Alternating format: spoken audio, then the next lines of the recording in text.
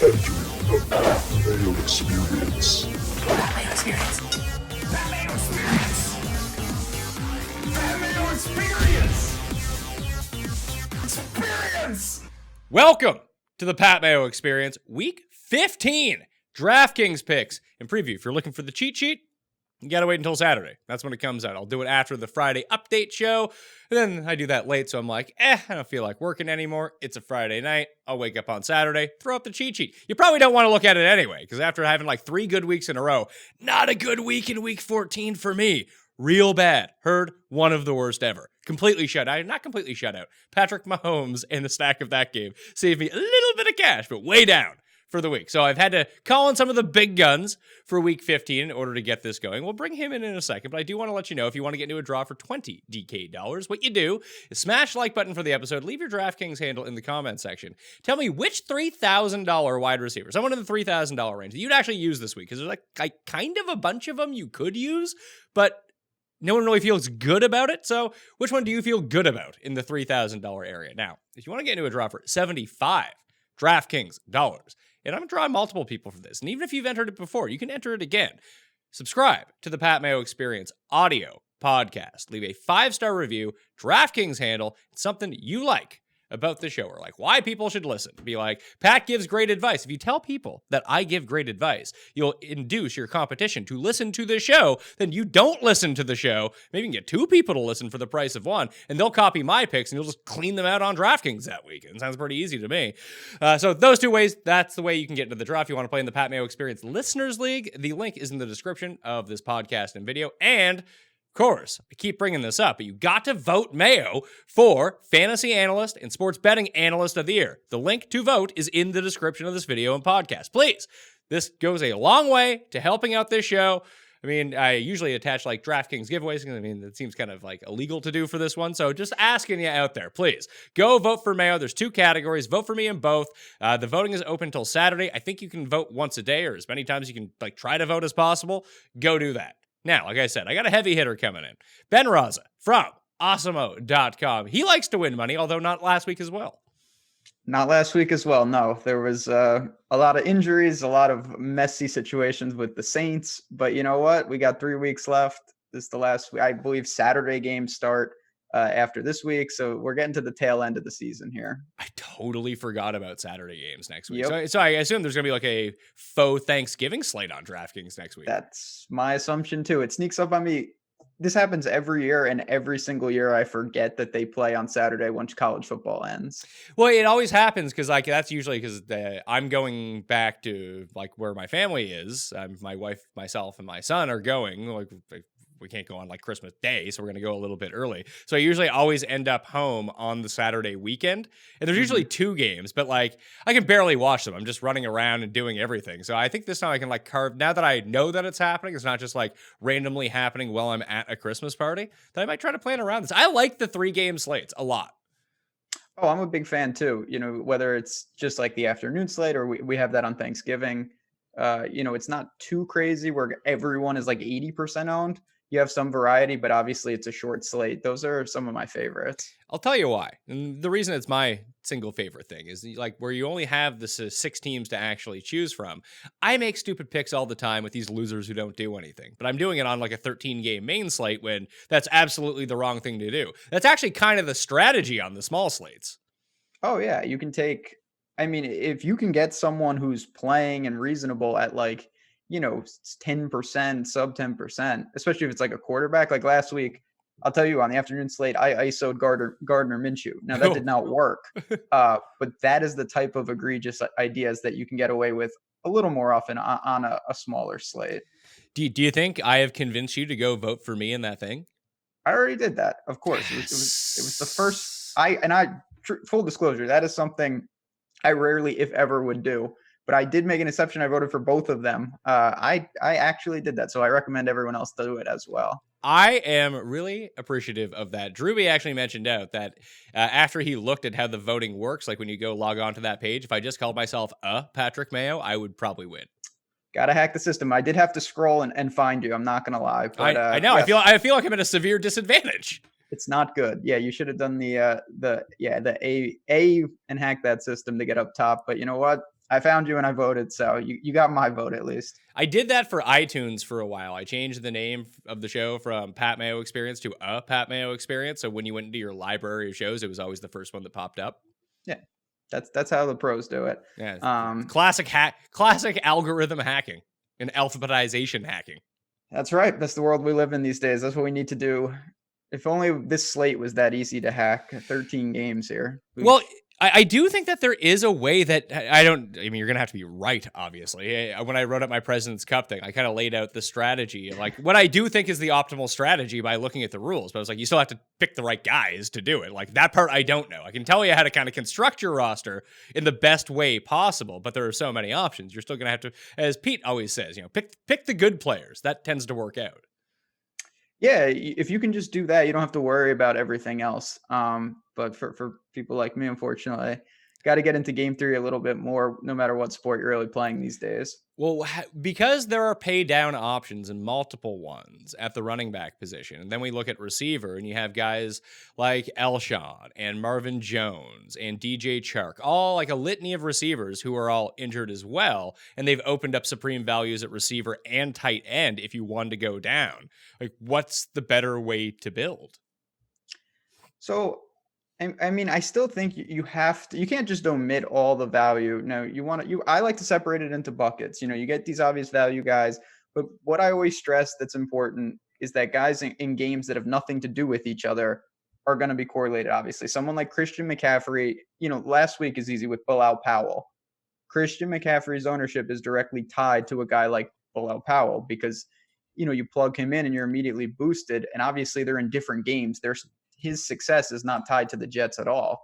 So that's something you just want to be aware of, know what people are doing, and you just want to make sure that you have that leverage, which is really, at the end of the day, all you can ask for. So if we just talk about running backs to begin with, and we look at the top of the pricing, you mentioned McCaffrey. I believe that he's going to end up correlated with either DeAndre Washington or Patrick Laird this week, if that's where people go down. But you're getting a $500 discount on where McCaffrey has been the past few weeks. So he's only $10,000. Dalvin Cook is $8,900. Derrick Henry at home, always the better place to play him, although it seems like every week is a good week to play Derrick Henry. He's $8,500. Then it's a drop to Chubb at $7,900. I don't quite know why. I mean, I guess the matchup is significantly worse for Elliott, but him being cheaper than Chubb just seems strange.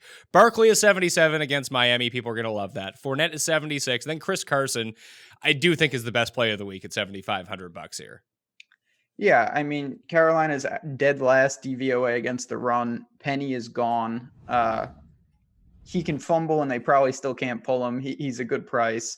And like I said, Carolina and Jacksonville right now, those rushing defenses look just unable to stop anybody. So when you get a quality back, it's open season against those fronts. Did you know that Aaron Jones, I'm just looking at his numbers right now, that in the majority of the weeks so far this season, he has either scored 27 or more points or fewer than 8 points? It's extreme. The boom bust of him. Now he's done it, when you have games with 3 and 4 touchdowns, that'll do it. But last week, he only found the end zone once. He absolutely gashed the Redskins. And that's not, it seems really counterintuitive because he's in like I don't want to say a full-time share, but it's not a dominant, workload situation yet. He has so much boom bust in his game at home against the Bears, who good defense, but not certainly what we thought they were at the beginning of the year. So of those top 10 guys, would it be Carson that you think you'd go to? Because you can construct a lineup with McCaffrey and one of these guys if you want to. But I think a lot of people are just going to gravitate towards Carson and Barkley, to tell you the truth. Yeah, I think so too. Dalvin Cook, it's hard to play him with much confidence right now. Henry's got a Q tag. Chubb and Kareem Hunt have, that there's some volume issues there. Zeke in a tough matchup.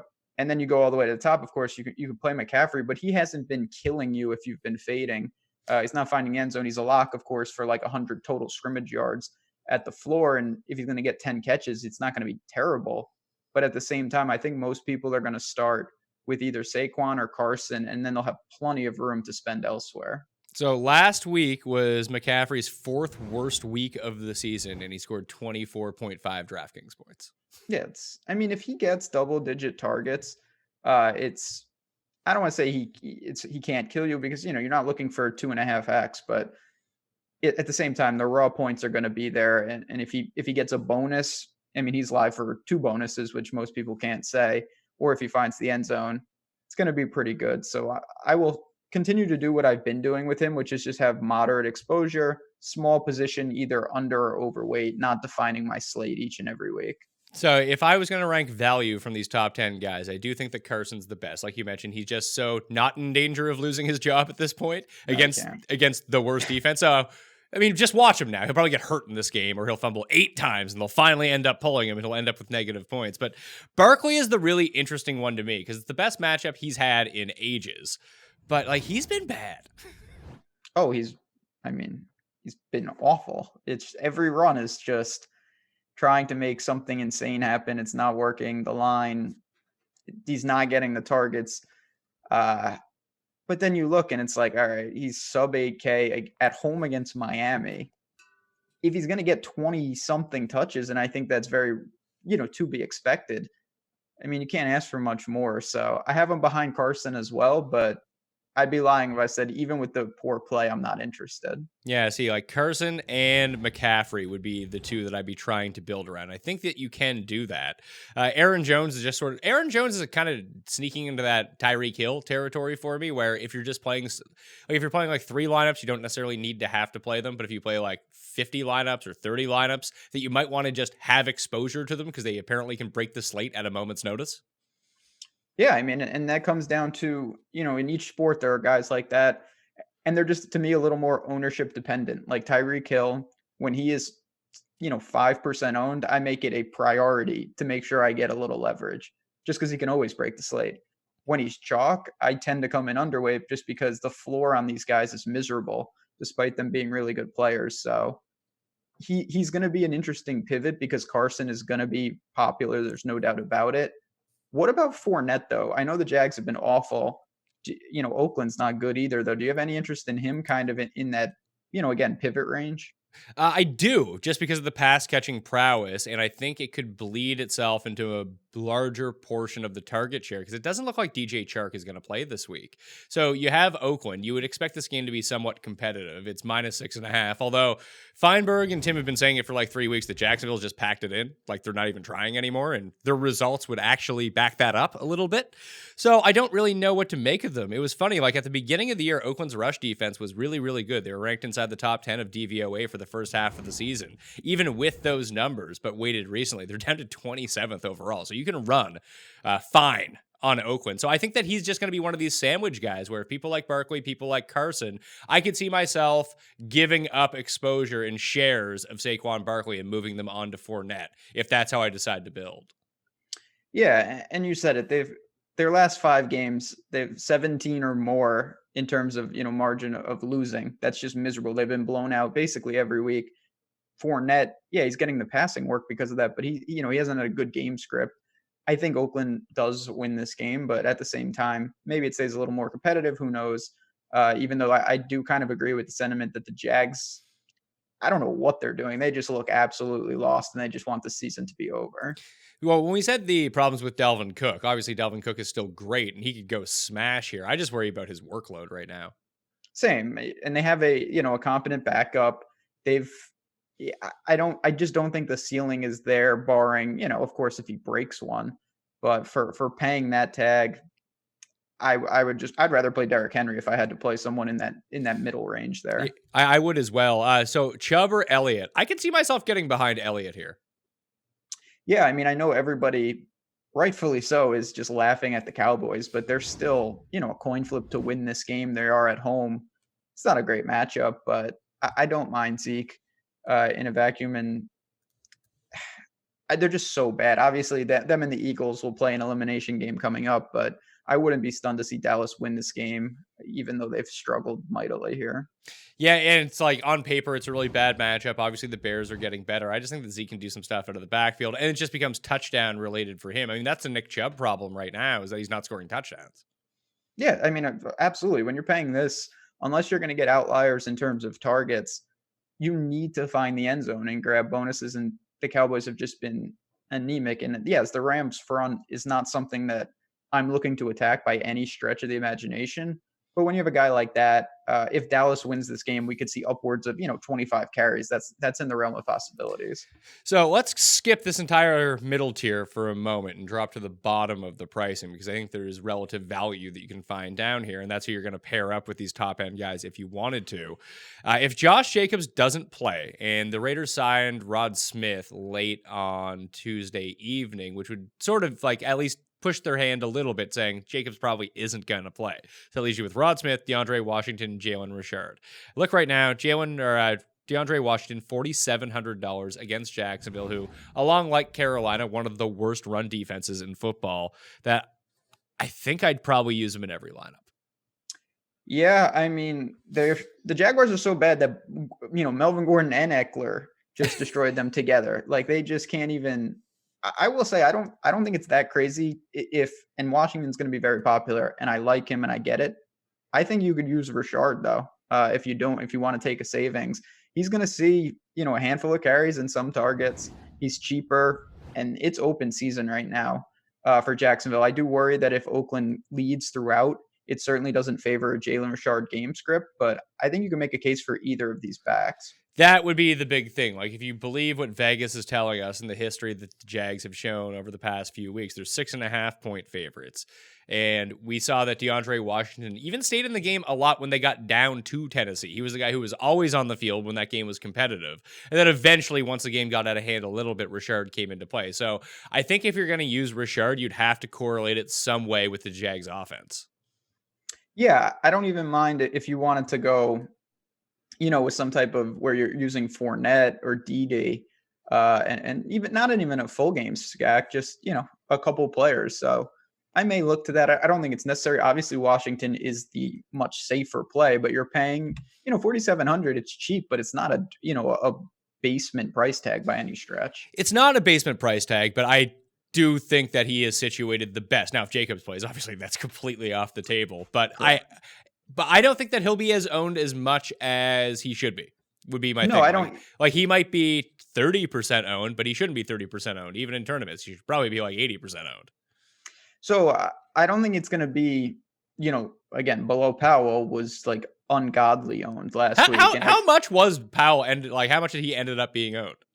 Oh, he was owned. I mean, it depends on, I just saw a tweet about this by someone, I can't remember who, and it's very true. I know most people use the milli as a barometer, but it drastically changes. Like in higher stakes, below Powell was like 65, 70% owned.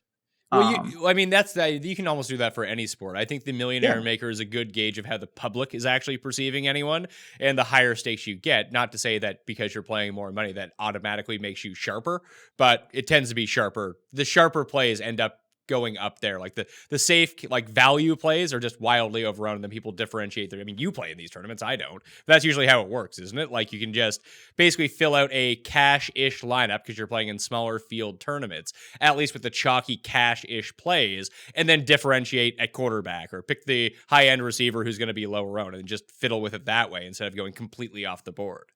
Yeah, because you can miss on plays up there and still win the tournament. In the milli, you can't have. Well, I shouldn't say the guy who had that team was just so absurd, but most likely you need every spot really going nuts. Well, why were people so upset about this guy's team? Like people were like, they took it like as a slight. Like, you can say that like people were saying like, well, that team sucked. I can't believe it won $1 million. Well, clearly it fucking didn't. It won $1 million and it blew out the competition.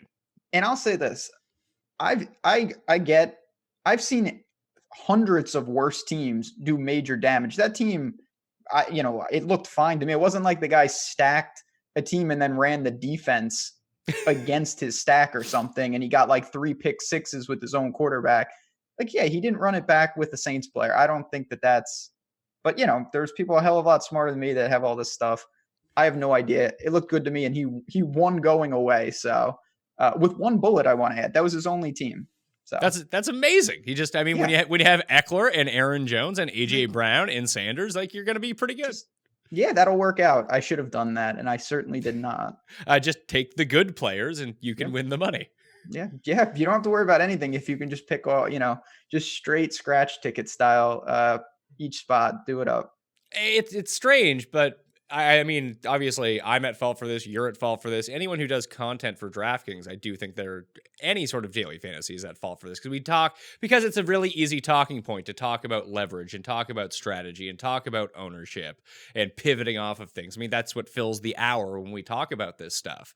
But it's almost like I spoke to you about like constructing the optimal lineup and how to do that for the President's Cup with this captain's mode in golf. Like, I can come up with the blueprint of how you should construct your team to maximize the perfect amount of points. But you still have to pick the right people. And the person who wins just could be 6 random dudes who end up playing really well, uncorrelated to each other with whatever. That's what we've seen here. Like, just because you use the best strategy doesn't necessarily mean you're going to win. And that because you use a bad strategy doesn't mean you can't win either.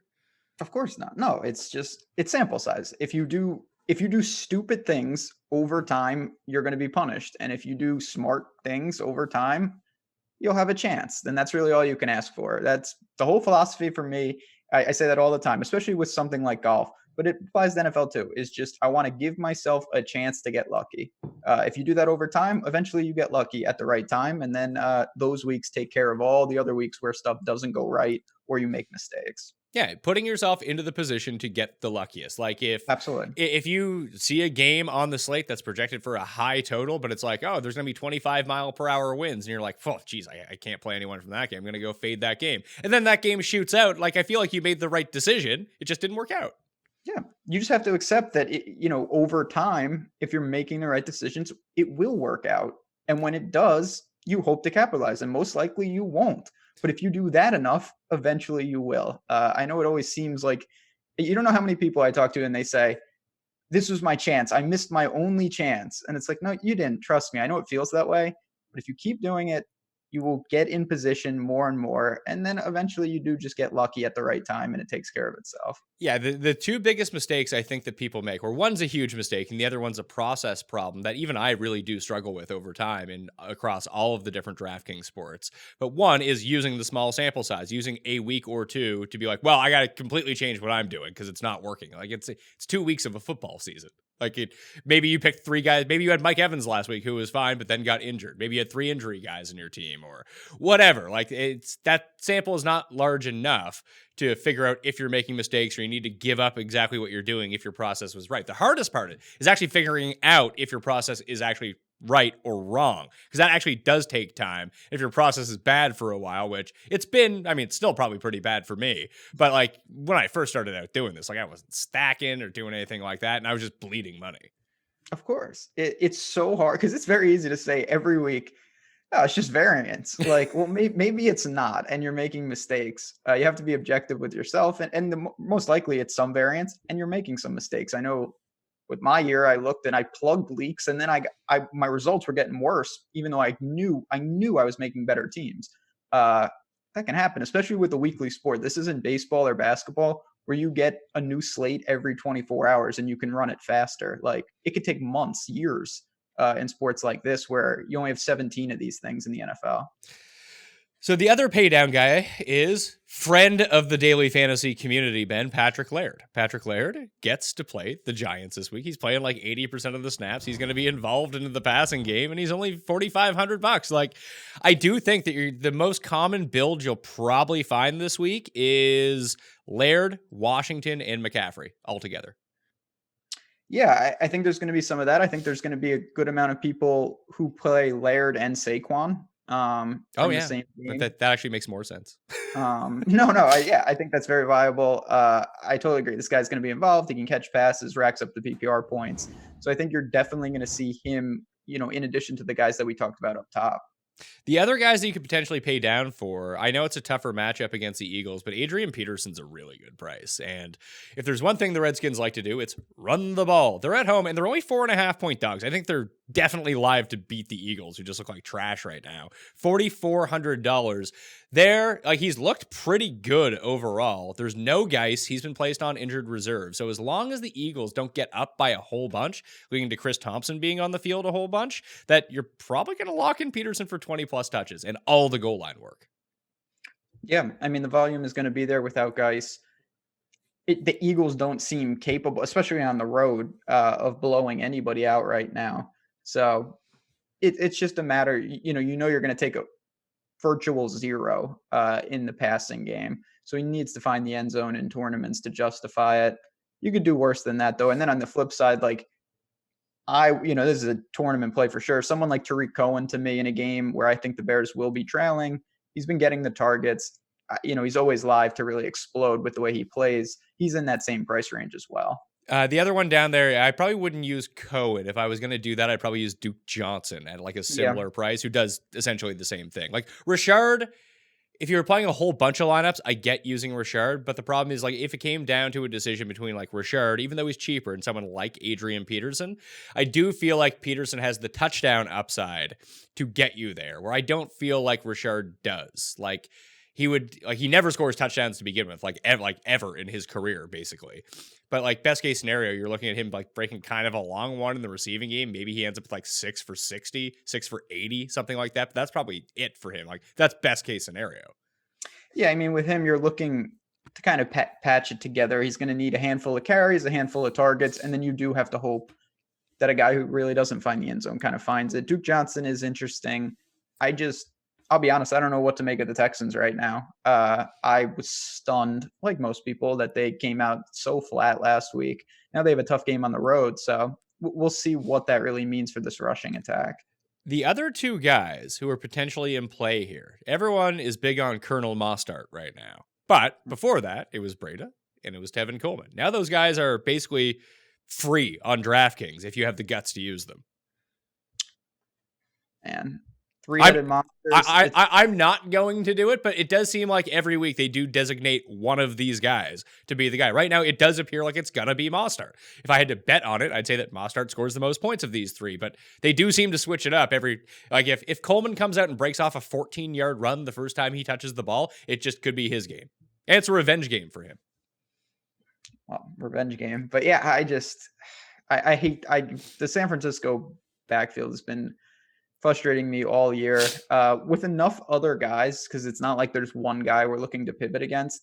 I doubt I get to these guys. There's just so many other options for me, both pure carry guys like AP and then pure Patrick Laird types that are going to be catching balls. So I think we've described in going through running back the most common builds that people are going to gravitate towards. Who's the cheap guy I can use, and how do I get up to the really expensive guys? Which means the guys in the middle, as they are every single week, unless someone's egregiously priced, are going to come in massively under-owned. So you have like Austin Eckler at 67, Melvin Gordon is 65, Kareem Hunt, Mixon is 61, Gurley, Miles Sanders, Devonta Freeman, Phillip Lindsay, David Montgomery, James White. That's 6,700 all the way down to 5,400. And like after that, it's like Mostert and Sony Michel, and then you're back into that range again that we just talked about. Is there any one player in here that you think you would go to? Because it doesn't seem like any of these guys are going to be owned. Joe Mixon season. Yeah, what can I say? I know it's a bad matchup, but man, he is starting to turn. I mean, his season was awful, and now he's starting to turn it around. They seem fine giving him carries even when the game script goes poorly. They are at home. Yeah, sizable dog, but he's going to get some targets. He's going to get his carries, it seems like, regardless. 6,100. I don't mind going to Mixon once again. He's been playing really well, actually. The line in that game is +9 for Cincinnati at home. So the Patriots are favored by 9 points in Cincinnati. Doesn't that seem like too few points? Like, doesn't it seem like they're baiting you to take the Patriots? Yeah, which, as we all know, they don't build those casinos on, obviously. The Patriots, who knows? I'm not going to start saying crazy things because I'm always wrong about them. But Cincinnati at home, I wouldn't be stunned to see them kind of similar to what we saw last week against the Browns, honestly. They were in the game. Ultimately, they lost. But Joe Mixon's going to have opportunities. I don't think the Patriots are going to come out and just completely decimate them by any stretch. It feels like they should, but like I'm just looking at the handles right now in terms of bet percentage. Like 98% of the money is on the Patriots. That'd be the highest sided bet game all year. Then that's not going to work out. Especially if that line stays at 9, you might want to bet like Cincinnati money line in this game or something stupid. I mean, that tells you all you need to know. If everybody is on, I'm not going to, go on a wormhole of reverse line movement, but if everybody is pounding the Patriots and that line is holding steady, kind of tells you, that obviously some sharp money is coming in on the other side. You want to know what's shocking? This game has not really been bet all that much so far, but over 85% of the money is on the Bills this week. Whew. which is myself included because I like the Bills against the Steelers. Do you? I see. I like the Cardinals against the Steelers last week, and Me it did too. not work. Yeah, see, this is why we had a rough week. Not good. I mean, I had the Broncos money line, so that helped. That really paid off a lot of like stupid Okay. mistakes that I made in the gambling world. But when I think, and the Bills Steelers game isn't on this slate, so let's not spend a ton of time talking about it. But better coach, I think that Sean McDermott's a better coach than Mike Tomlin. I think that's close though. And Josh Allen is a significantly better quarterback. Of course he is. Steelers at home, tough defense. Points are going to be at a premium. I think everybody knows that. I mean, what is it? 38, 30, it's sub 40. 36 and a half. Yeah, that's so we'll see. As long as Tomlin doesn't be calling fake punts for no reason, I kind of lean to the Steelers. But yeah, it should be a competitive game, that's for sure. I mean, if you want to play like the stinky parlay of the week and like you wanted to throw all these teams that no one wants to bet on together, you could throw the Skins plus 4.5, Carolina plus 6, and the Bengals plus 9 all together in a parlay because no one is betting those sides of that game.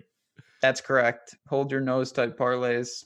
Those are usually the ones that win too. Of course. Yeah. Like I said, there is a reason for that. So I don't think that with Dalton back, the Bengals are at least competent to be competitive in my mind. I will say their defense has gotten a lot better too. Like they generate a pass rush all of a sudden over the past month where that was non-existent. I think they had like 6 sacks through the first 8 weeks of the season.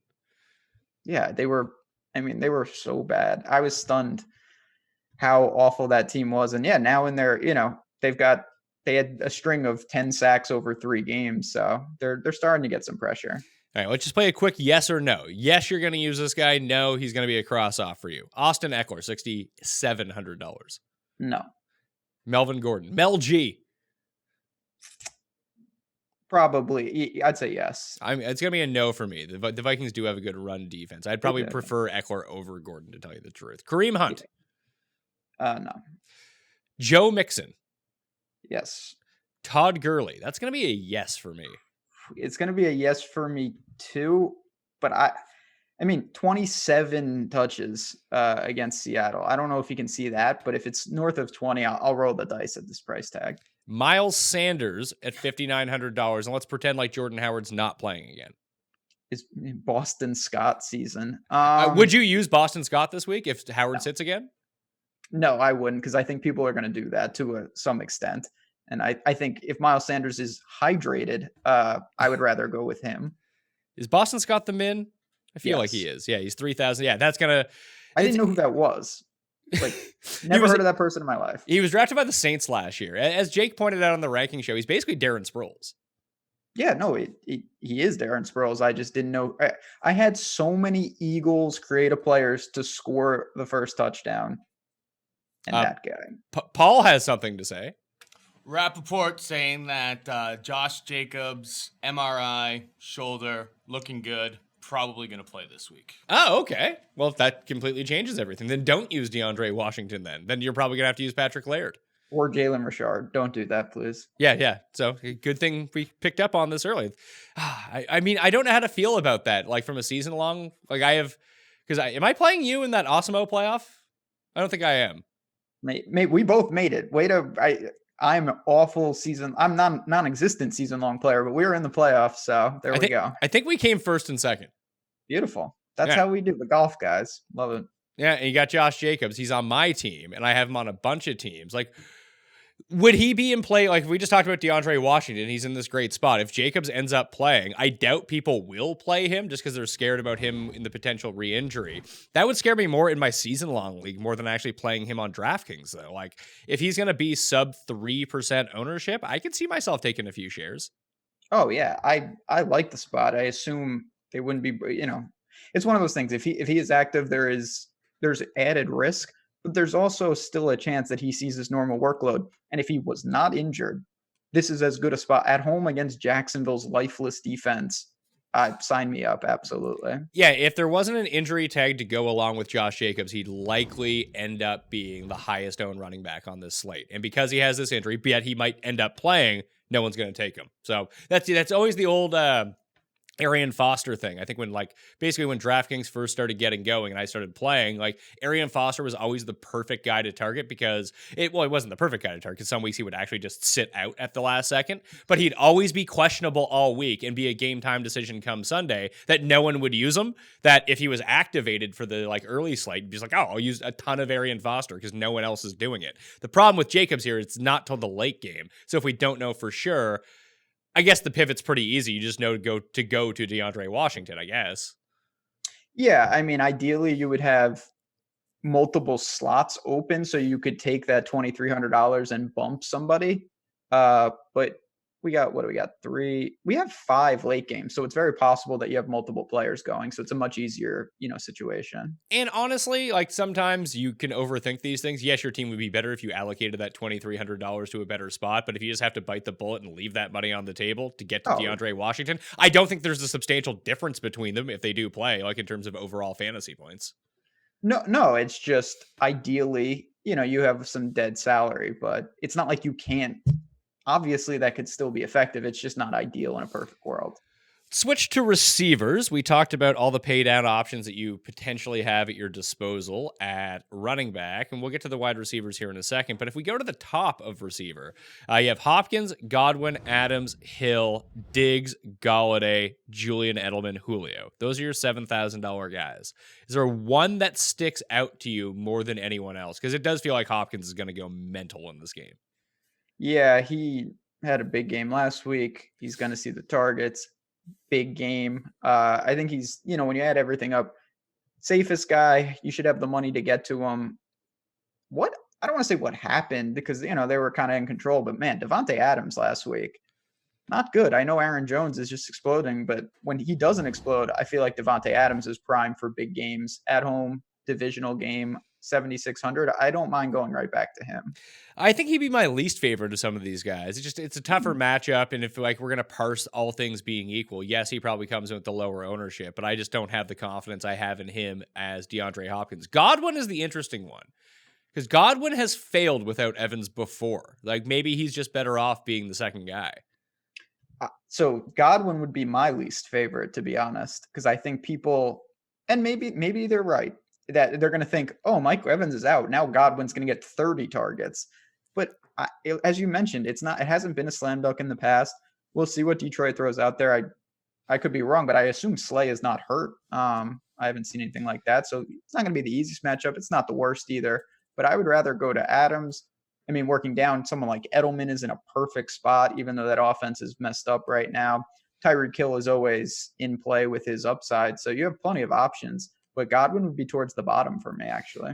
What about Golladay at 7,200? There's now no I would think that the target share of Golladay is more directly impacted in going up than necessarily Godwin's was without Evans. As strange as that kind of seems. David Blau sucks, but they're playing the Bucks defense. And I don't think that Golladay is going to garner the ownership that anyone else would in this spot just because it's Blau throwing to him. I agree with that. And I think people, it was Driscoll, how much worse, it might be better, Blau versus Driscoll for these guys. How dare you besmirch Driscoll? He was great. I tried to play him.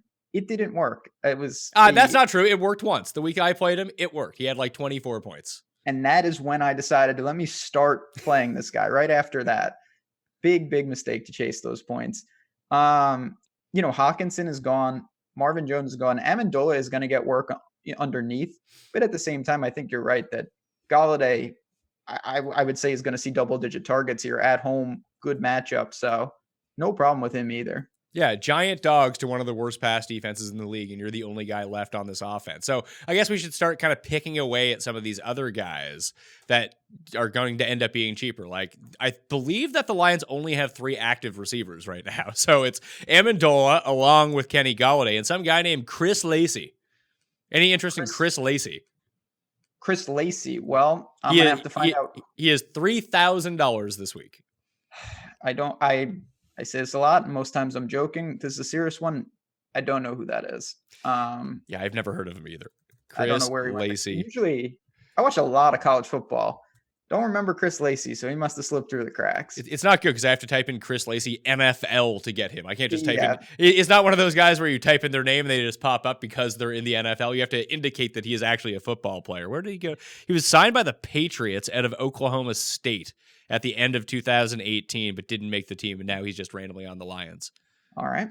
No, I won't go to him though. No. 6'3", 93 kilograms, which is like 220 pounds. Big dude. Good for him. Yeah, I'm gonna stick with. Do you have any? I don't want to get too crazy, but do you have any interest in a below Amendola Galladay stack, and then run it back with a guy like Godwin? Well, I'm going to defer to Paul on this one. Paul, when you looked at the pricing to begin this week, what did you tell me? It's Blau Chalk week, baby. Let's go. Play everyone against Tampa. That's all you do. Just play people against Tampa. You don't have to do every single lineup. It doesn't have to be a single entry type of thing, but you just play people against Tampa. It works out more often than not. I mean, that's pretty good analysis, Ben. I can't say it any better. There you go. Again, that's the theme of the show. Just don't be stupid. Play people against Tampa. Yeah, don't be stupid. Play David Blau. Yeah, well, now we're getting into the weeds, but I may look to him if it's going to be low ownership. That's an interesting stack. The problem is we've just talked about like a whole bunch of guys that you can save money on that you don't need to save money at quarterback if you don't want to. Therefore, you could play someone good instead of David Blau. Yeah, it would be, again, I'm talking about weird combinations. Like, say, how many people do you think will play McCaffrey and Dalvin Cook together? Like, nobody. Oh, Ben, I went through this last week. Not good? I played lineups that had Alvin Kamara, Dalvin Cook, and Christian McCaffrey in them. Those lineups didn't win money. Oh, yeah, I can confirm. But those are the type of lineup constructions that you can do, around a cheap stack. And when you get the stack right, that kind of goes hand in hand. And then you have, I don't want to say optimal plays, but you have some of the best available players around it. Doesn't mean it's going to work, but it's a weird lineup construction. I like to do that in kind of like three max or single entries because nobody thinks to do that. So I play in like one main like private contest every single week with my friends. Like it's not for a bunch of money, but it's just, I try to designate whatever my best lineup is and put it in there. Guess how many combined passing touchdowns I've got for my teams the past 2 weeks? 1. 0. Ooh. Foles and Fitzpatrick at quarterback. Yeah, that could be an issue. I mean, it's funny. Like you ran that Jets Miami game 100 times. Fitzpatrick scores like 52 fantasy points in like 10 of them. Yeah, they had 7 field goals. Yeah. That's how many people just looked at the box score and saw 21 and said, "Oh, normal game." Nope. Nope, not at all. Like just convert 2 of those and you're having a giant game. Yes, that's correct. It was insane. I was watching part of that. Insane, but you got to, again, that's where you have to look and objectively say, okay, that's just kind of an outlier. I have to live with that result, and I'm going to keep firing on spots like that. So if we stick with that game, Scotty Miller could return, but he's dealing with a hamstring injury. I think he would be the logical replacement for Mike Evans. And obviously we didn't see him on the field last week, so he didn't get a chance to step in. He's $3,000. If he sits again, it does appear like Justin Watson is going to be the guy to take over those Mike Evans snaps with Brashad Perriman just kind of playing his regular role. Justin Watson is $3,700 with Jameis thrown to him in this game. Do you think a lot of people are going to use him or not enough people will use him?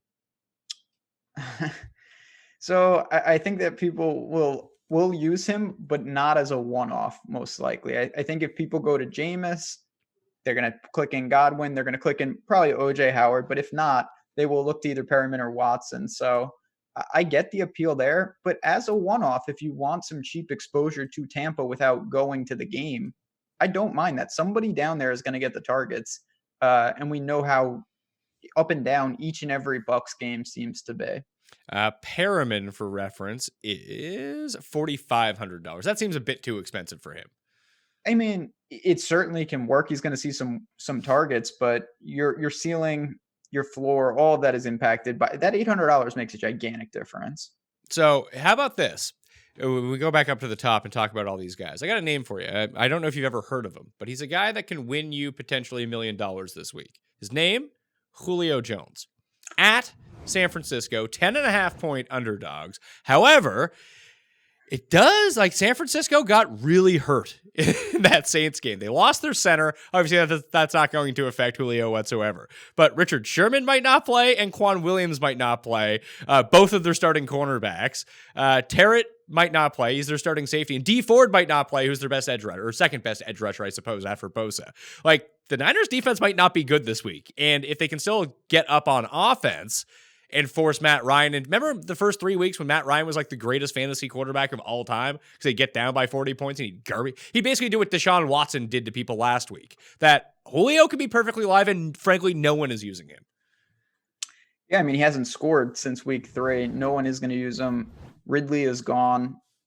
It was a Pyrrhic type victory for the Niners, just so banged up. God, It's interesting. Ownership is going to dictate what I do, to be honest. I don't want to cop out on that, but it's true. If Julio is not getting interest and I can get cheap leverage, I will use him because the touchdowns will come around. The targets should be there. I mean, these dudes behind him are not real people, so he should be in line for a ton of work. You had the guy's name who I can't pronounce, so I just call him the Wizard of Oz. So he's Yep. up there. OZ, my guy. Russell Gage, Austin Hooper, Christian Blake. Like, these are not good players. Justin Hooper is Hardy. good. Hooper's pretty good. Yeah, Hooper's all right, but it's not great. I'll put it like that. It's certainly not.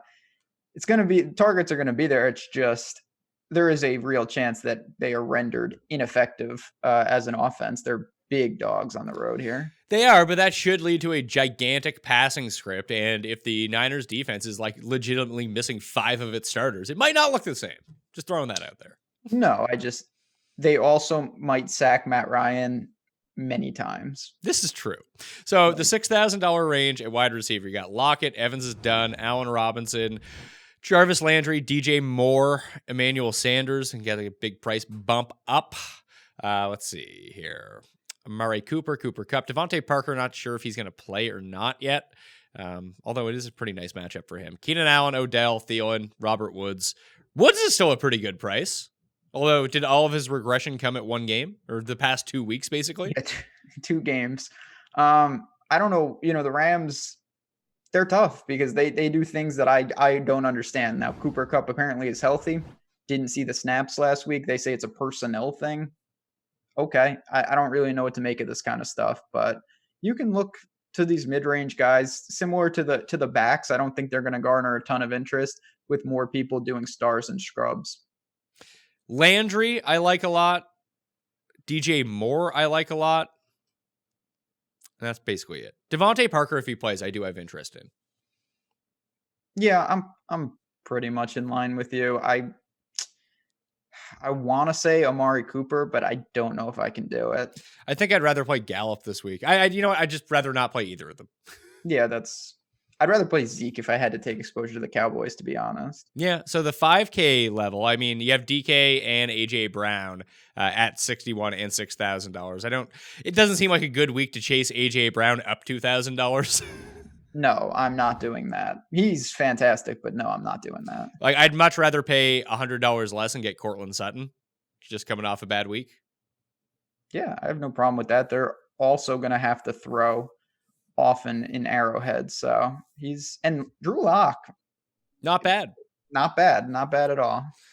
Fuller may or may not play, but then you have like Debo in here, Christian Kirk. Christian Kirk is very enticing at home against Cleveland at $5,500. Yeah, I mean, I've played Christian Kirk a lot this year. The targets are steady. Kyler is okay, I guess. I'm not a big fan, but at home against Cleveland. What about, and I never play this guy, he made an absurd catch last week. Any love for McLaurin? Well, let's bring back in show producer Paul Shaughnessy to tell us all about, we've been trying to find a nickname for Terry McLaurin all year, Ben? Absolutely. You know what he is? He has high T. High T. So I like it. Let's hear it, Paul. I mean, he runs like a 4.3. I think he ran like a 4.35 at like the combine. Like, the Eagles can't cover super athletic wide receivers. Slayton absolutely torched them on Monday night. Like, this has been a thing that happens all season. Sometimes it's like, oh, maybe they've fixed their secondary, but it's like if you get a supreme athlete, which McLaurin is, like, he's gonna eat their lunch. I'm actually considering stacking him with Dwayne Haskins, which is like super high T. There you have it. It's good reasoning. My biggest fear is that Haskins can't hit him when he's open. Yeah, that's a legitimate concern. But it is true that like the Tyreek Hill prototype receiver against the Eagles secondary to me could go absolutely nuclear. So are you going to use him? Or do you have enough T in your system to use Terry McLaurin? I think I do struggle from low T, but I'm going to try to boost that with Terry McLaurin here and see what we can do. I like it. I like it a lot. So the injury guys you could potentially go to, they're all kind of in the $4,000 area. If Albert Wilson and Devontae Parker both sit in this game, Allen Hurns is just sitting there at $4,700. So you could use him, or you could use that other guy that they were real keen on using. No, that's not his name. Isaiah Ford, $3,700. Any interest in those two? Because I keep gravitating towards these Dolphins. I'm going back to Fitzpatrick this week. All right. Well, yeah, I mean, ironic. I don't know if it's ironic. Albert Wilson was on important teams of mine, and he was injured immediately. I didn't even realize that till it was too late. Yeah, Hurns is there. Isaiah Ford, I don't know. I believe that's a former Hokie. Was that guy on the Bills, or is that a different guy? No, I think it's a different guy. I think you're thinking of Isaiah. I think you're thinking of Isaiah McKenzie, who's still on the Bills. Well, you win some, you lose some, but someone is going to be catching. We know that Fitz has to throw the ball, 9 targets. It's really just a pecking order of who's available, because Laird is going to take some of this. I think we all know that. Yeah, and Laird is probably the superior play of all these guys. Probably. DJ Chark is still in a walking boot. The Jags are 6.5-point dogs, like we pointed out, against the Raiders. So someone should feasibly be getting these targets. Not going to all be Leonard Fournette. So you have D.D. Westbrook, and D.D. Westbrook is $4,600. Then you have Chris Conley. Chris Conley is $3,600. And that should lead to a boost in playing time for Keelan Cole, who is the minimum. Any of those 3 guys do it for you? I'm always a D.D. Westbrook guy. The targets will be there. Works out of the slot, can be effective. Touchdown upside, I mean, he's only got 2 on the year, and I assume they're sticking with Minshew. It's bad right now, but I still, at these price tags, will be willing to go to him if I'm in a jam. Keelan Cole, not so much this year, but at least over the past few, has been like their high ADOT guy, that if they're going to take shots down the field, he's the one who's going to do it. He's going to find himself on the field way more than usual now. Yeah, I mean, it's just, this is a team that is truly lifeless right now. They were so bad last week. I mean, it made the Chargers look good. So there you go. Do you think that there would ever be a point this season where Brashad Perriman and Brendan Cooks would be the same price? No, what a world I mean, seriously, what a world. But he's coming off the bagel. But is this the classic case of historically good player, wildly underpriced because he's been so bad recently that just still no one's going to play him, even though he's $2,000 cheaper than he probably was a month ago? The problem is I would back him in the spot if the snap count was right, but he only played like a third of the snaps. And I can't get to. I mean, they got up, so they went big. And like when Sean McVay talks about game planning, I actually do believe him there. That's why you didn't see Cooks or Kupp on the field. Like they used their backup tight end along with Higbee just to run the ball down Seattle's throat. And it was effective the entire time. And then you have Robert Woods, who's sneakily one of the best blocking wide receivers in football. They just don't need those guys on the field. I don't think that's going to be the case against Dallas. No, I don't either. It's just added risk that I'm not super excited to embrace. Okay. Any other of these guys potentially? Because I said the giveaway was smash the like button, leave your DraftKings handle in the comment section, and give me your favorite 3,000 level receiver. Like Auden Tate is now injured for the year. Do you want to use some John Ross against the Patriots? Maybe you can sneak behind the D. I mean, I didn't think that was like the most absurd idea last week coming back. He barely played. Yeah, it turned out it was a terrible idea. Honestly, I would just rather go to someone like Watson or Ford if we got word that some of those Dolphins guys are sitting. So Watson is 37, Ford is 37. Greg Ward, I believe, is $3,000. And if Aguilar doesn't come back, Alshon is out for the year. And it looks like Arcega-Whiteside's going to play, but like Ward could be on the field a ton here at $3,000 against the Skins. Yeah, I like whoever. They literally ran out of receivers.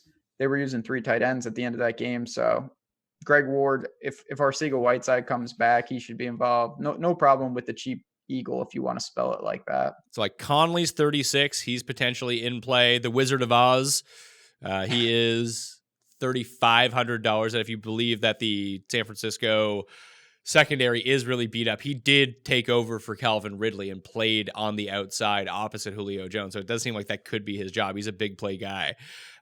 You also have a situation too. If Auden Tate is out, AJ Green doesn't play. That means that Alex Erickson gets to showcase his skills for the Patriots before he joins them in 3 years.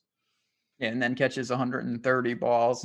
Yeah, I'm going to stick with probably just Mixon. I don't know what they'll do with Gilmore in terms of covering Boyd, but I think I'll just stick with Mixon. Arcega-Whiteside appears like he's going to return to practice and play and be the only healthy Eagles wide receiver that generally plays. He's $3,300. Here's the issue with him, though. He can't catch. Yeah, that's a slight problem. It's crazy to say that, too, because in college he was just unstoppable, just jump balls, red zone, just amazing. So we'll see, but you're going to have, finding value is not the problem this week. That's for sure. No, but it's parsing between what's the good value, which is just like bad players. Yeah, you're going to have to gravitate. You got to be cognizant of the ownership, of course. And then you just want to realize, okay, how much is too much? And should I balance it a little more in the mid-range? Because that's going to create an ownership vacuum. Telling you, Julio's the play at the top. Julio's interesting. If all those guys sit, I think Julio's the play. That is very interesting because I don't know if people are necessarily going to get there with just how poor it's been for the Falcons. Yeah, sometimes, listen, if you're going to, as I always say, if you're going to lose every week anyway, you might as well try to lose in spectacular fashion. Of course. It's all about street cred, so I like it. Quarterbacks, we've kind of talked around quarterbacks and tight ends so far. But if we look at it, Mahomes is the most expensive at home against Denver. Russell Wilson on the road. Jameis.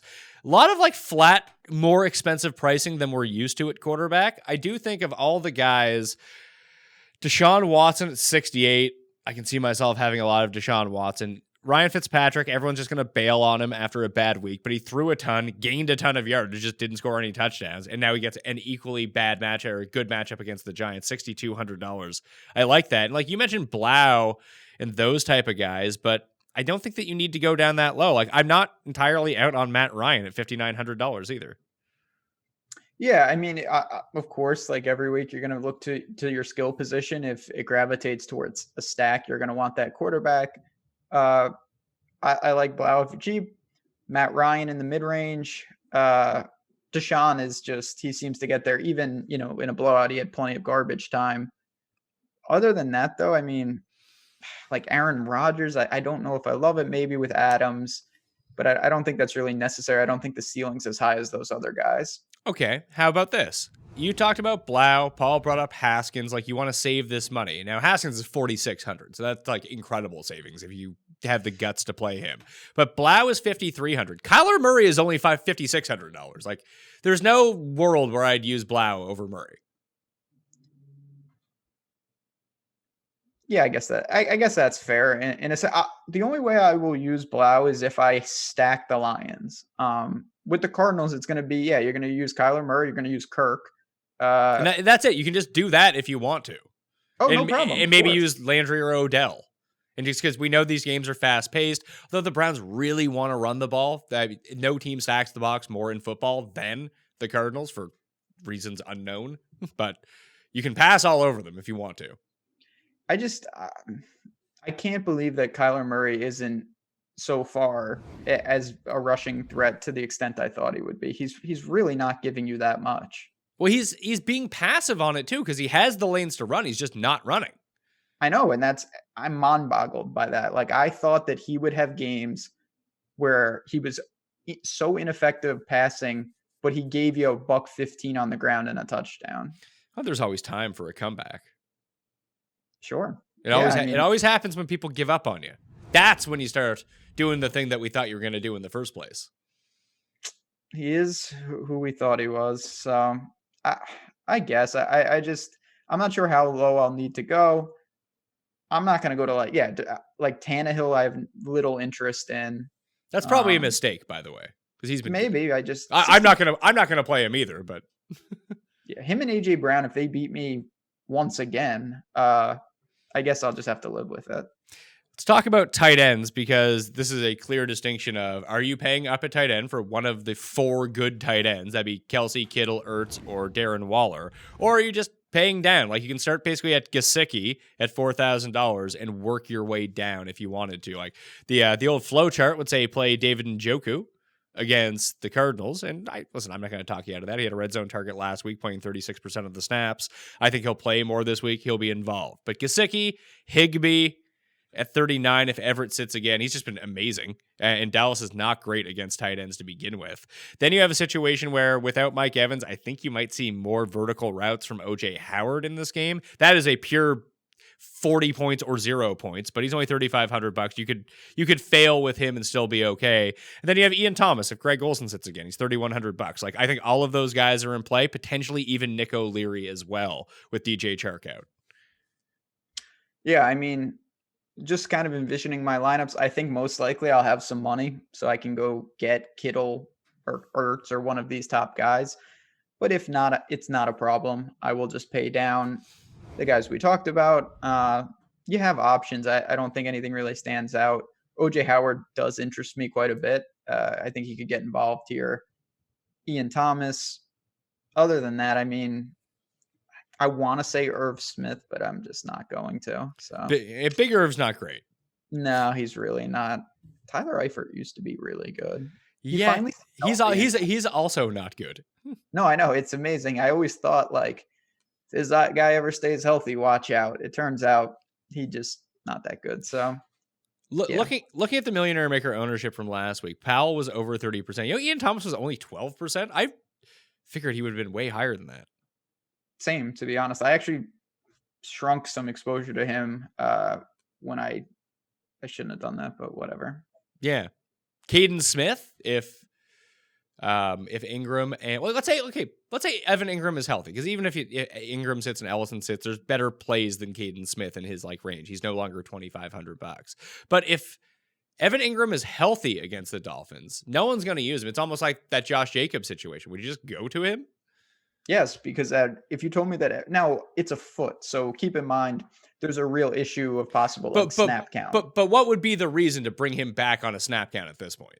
Absolutely, they're well said. So if you're telling me that at home he is sub 5K against the Dolphins, he would be obvious popular play.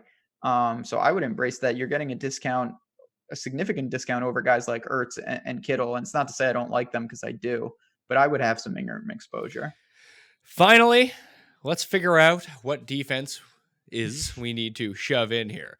I did okay last week with this, because I played a ton of the Steelers. That worked out really well. And I played some Chiefs against the Patriots and the Bengals, and they were cheap and they didn't kill you. I think they scored 6 and 9 points or something like that. They didn't obviously win me $1 million, but they also didn't hurt me whatsoever. And they freed up a lot of stuff for my lineups. The Patriots are the most expensive here, 4K. The Niners are second at 38.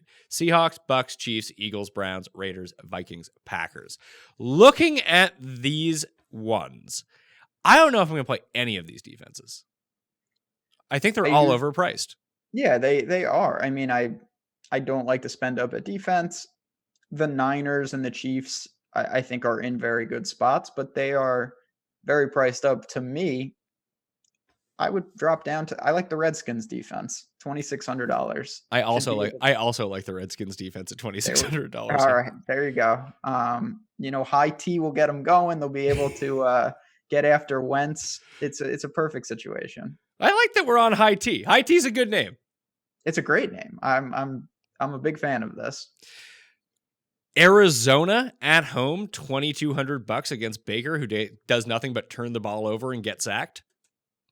Yeah, I could say right above them too. Lions. Jameis is going to move the ball, but he's going to turn the ball over at the same time. I have no problem. 2,300. Trying to see how is just in my mind, and I know that they've basically, once they made that trade with the Seahawks midseason, Detroit hasn't won a game since, and their defense is horrendous now. But I just want to see if they're still generating pressure. Don't feel like they are. That would be an issue. Yeah, that is a issue. I mean, if you want to talk a team, and again, I don't think you really need to do this, but you are right that the Bengals have generated a little more pressure Oh boy. in recent weeks. $1,800. I don't think you need to do that because there are competent. Like I'd rather pay $400 for the Cardinals. Yeah, like Detroit is 29th in football in adjusted sack rate. It's not great. That's not good. But I mean, it is against. I mean, Cincinnati was last. They've moved past Detroit in sack rate now. Any love for? I know it's probably a product of playing the Jaguars, but the Chargers defense looked like the version I expected. Derwin James, Bosa, at home, Kirk Cousins, and any love there at 2,400? I like the Vikings in this game. Apparently, like I'm on an island about this, but the Vikings are just going to run the ball. Probably true. Like, I'm trying to think here. Dolphins defense against probably Eli, I mean, or Giants defense against Fitzpatrick. yeah, any of these bad games, you can just go either side and it's somewhat viable. But I really, like I said, in that range, give me the Redskins. Yeah, I'm actually kind of talking myself into the Cardinals a little bit here. Okay. I play them frequently. They're fine defense for cheap. They're Played them last week. Yeah, they're cheap. They're at home, and if we talk about teams that actually like do generate pressure, like they're not horrendous. No, and Or it's are Baker. they? Let's see. Where are they at here? They're 19th. No, I'm totally looking at the wrong thing. Baker's dealing with a hand injury. Yeah, Baker's hand. Yeah. Where the hell is Arizona? Oh, so they're in the upper tier. They're 13th. They're ahead of Buffalo and Tennessee and Baltimore in adjusted sack rate. So they get to the quarterback. Yeah, I mean, adjusted sack rate. I mean, if you're using something like that, I just, like the Niners, teams like that are going to get pressure, of course, that come to mind, but you're going to be able to find some cheap teams also in the top half of a stat like that. Do you want to know who is third and fourth? I mean, if you can find the money to pay for the Patriots, just pay for the fucking Patriots, but it's $4,000. But teams 3 and 4 in adjusted sack rate this season, both playing teams that can't protect their quarterback. One is Washington. Washington is 4th in adjusted sack rate this year. But teams just generally run the ball against them because they're always beating the Redskins. But this game could be close. The number 3 team against a team that cannot protect its quarterback, except their quarterback is exceptionally good. That is the issue. Who is this team? Well, I mean, my guess was going to be the Steelers, but they're not on the slate. So I think that's wrong. I'll say the Rams. The Panthers. The Panthers. Russell Wilson takes sacks. He does. He does take sacks. Yeah, I should have thought about that a little more. Yeah. What are you going to do? Yeah, I don't. Again, they're all in that same bucket. There's a lot of variance. I think we all know this with defense. It's more about just, you kind of want to mix and match. I think that's the philosophy that most people take. Now, I talked about the Arizona thing is more of a savings play if you want to pay down. The Browns, although I guess without Myles Garrett, maybe it's a bit tougher, but they're only $3,300. That Kyler also takes a lot of sacks. Kyler certainly takes a lot of sacks. I think in that range, I'm getting $200. I'm going to Arrowhead. We'll see if Drew Lock can keep it up. Yeah, maybe the move. Do you think a lot of people will get to the Patriots here? I think more people. The Patriots have been on isolated games in terms of showdown and got there. I think that impacts their ownership. And B, with all the value, people are going to have the money to pay $4,000. So yes, I do. But I would kind of swing that the other way to say that the perception of the Patriots, just as of the past few weeks, is way down. That people might say that, hey, I can't justify spending $4,000 on the Patriots defense while I'm using these receivers I've legit never heard of. That is true. Obviously, the Patriots are not playing well. I don't know if people will view the remedy for that as playing the Bengals. Maybe it is. Maybe it isn't. All right, Ben Rasa, tell everyone where they can listen to you over the holiday season. Holiday season, yeah. Awesemo.com. Stop on over. Football, we still have good amount, and playoffs are coming. Golf will be starting up in a couple of weeks. We have NBA. I'll be doing a ton for bowl season. So awesemo.com. You can use the promo code JazzRaz. Sign on up, 50% off. So we'd love to have you over the holidays. Is there a DraftKings for bowl season? So they should be running some stuff. I don't know if they're going to do like one big tournament or smaller slates, but I'm going to be playing as much as I can. So I'm excited for it. Are you full on into college hoops yet? So I bet college hoops. I don't play it a ton, to be honest, on the DraftKings side, but yeah, I'll be big games tonight. Michigan, Illinois, a lot of games coming up. Conference season. I should probably let people know, too, that you can catch Ben on the Pat Mayo Experience as we do our draft for the 2020 PGA season. Those are 2 shows. They're going to be a lot of fun.